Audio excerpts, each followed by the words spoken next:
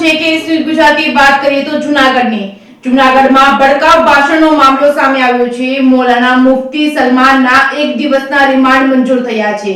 નમસ્કાર, આપ જોઈ રહ્યા છો જે કે ગુજરાતી વાત કરીએ તો જૂનાગઢમાં ભડકાઉ ભાષણનો મામલો સામે આવ્યો છે।